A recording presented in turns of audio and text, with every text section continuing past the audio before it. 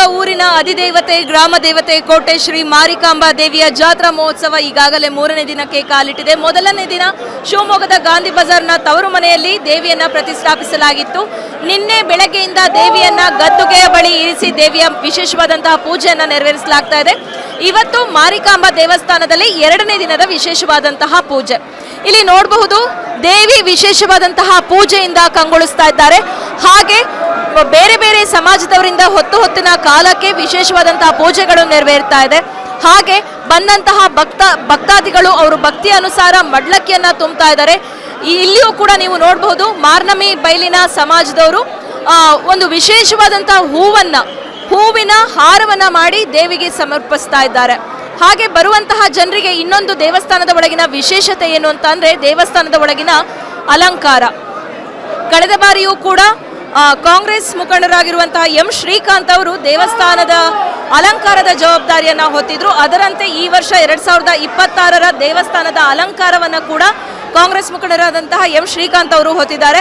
ನೀವು ನೋಡಬಹುದು ಇಡೀ ದೇವಸ್ಥಾನ ವಿಜೃಂಭಣೆಯಿಂದ ಕಾಣ್ತಾ ಇದೆ, ವಿಶೇಷವಾದಂತಹ ಅಲಂಕಾರದಿಂದ ಕಾಣ್ತಾ ಇದೆ.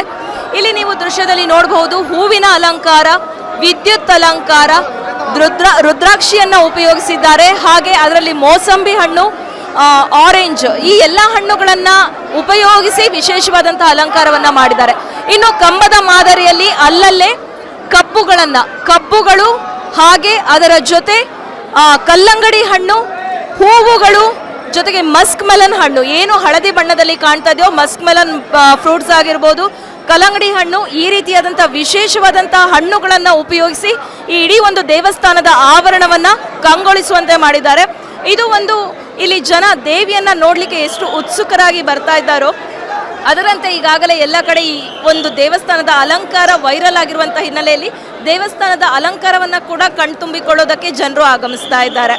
ಈ ರೀತಿ ನಮ್ಮ ಶಿವಮೊಗ್ಗದಲ್ಲಿ ವರ್ಷದಿಂದ ವರ್ಷಕ್ಕೆ ನಡೆಯುತ್ತಾ ಇರುವಂತಹ 2 ವರ್ಷಗಳಿಗೊಮ್ಮೆ ನಡೆಯುವಂತಹ ಈ ಜಾತ್ರಾ ಮಹೋತ್ಸವದಲ್ಲಿ ಪ್ರತಿ ಜಾತ್ರೆಯಲ್ಲೂ ಕೂಡ ವಿಶೇಷವಾದಂತಹ ಅಲಂಕಾರವನ್ನ ಮಾಡಲಾಗುತ್ತೆ.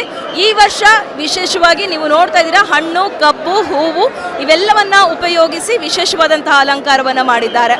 ಇದಿಷ್ಟು ದೇವಸ್ಥಾನದ ಅಲಂಕಾರದ ಮಾಹಿತಿ. ಕ್ಯಾಮ್ರಾ ಪರ್ಸನ್ ಕೊಟ್ರೇಶ್ ಜೊತೆ ನಂದಿನಿ ಸಾಗರ, ಕನ್ನಡ ಮೀಡಿಯಂ 24x7.